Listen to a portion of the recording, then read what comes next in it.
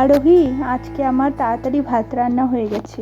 তোকে আমি দুটো গরম গরম মাছ ভেজে দিচ্ছি, তুই তাড়াতাড়ি করে ভাতটা খেয়ে নে। আমার আজকে কিন্তু অনেক কাজ আছে। ঠিক? না না না, আমি কিছুতেই এখন ভাত খাবো না। আগে তুমি ঝিলিকদের বাগান থেকে আমাকে আম এনে দাও, তারপরে আমি গরম গরম ভাত খাবো। আরোহী, দিন দিন যতই যাচ্ছে তোর নিত্য নতুন বায়না আরও বাড়ছে। ঠিক আছে, দাঁড়া, আমি তোর জন্য আম নিয়ে আসছি। আজকে আম নিয়ে আসছি, কালকে আবার কি বায়না করবি কে জানে। ওরে বাবা রে, এই বয়সে আমি আর কত হাঁটবো, আর পারি না নাতিটাকে নিয়ে। এই সকাল থেকে খুঁজে খুঁজে আমার পা পুরো ব্যথা হয়ে গেল, আর পারছি না, এবার একটু বসে নি। কি গো গদাইয়ের ঠাকুমা, এই ভর দুপুরে এখানে বসে আছো যে? শরীর খারাপ করবে তো।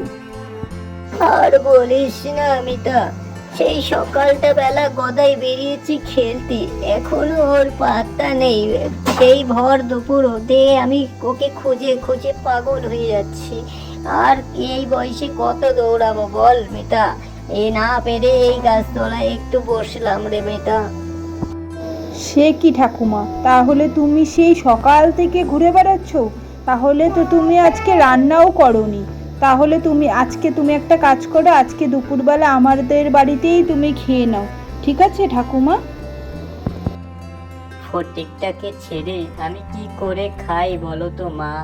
বাপ মা মরা ছেলেটাকে নিয়ে তো আমি মানুষ করলাম ছোট থেকে, আজ ওকে ফেলে আমি কি করে খাবো? তুমি গদাইয়ের কথা চিন্তা করো না ঠাকুমা, ও ঠিক ওর সময় মতন চলে আসবে।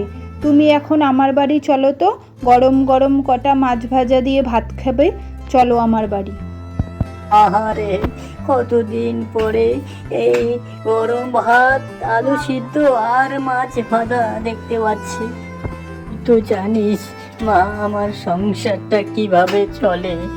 এই ভাগা নাতিটাকে নিয়ে একলার উপরে সংসার চালানো বড় মুশকিল হয়ে যায় রে মা। আহারে, আমার গদাইটা একটু যদি খেতে পেত। তুমি এখন খাও তো ঠাকুমা। ফটিক এলে ওকে আমি নিজে ডেকে বসিয়ে গরম গরম ভাত, আলু সিদ্ধ আর মাছ ভাজা খাওয়াবো। তুমি এখন খেয়ে নাও তো। তোকে যে কি করে বোঝাই মা, নাতিটা না খেলে আমিও যে পেট ভরে একটু খেতেও পারবো না। এটা যে বড় খচখচ করছে।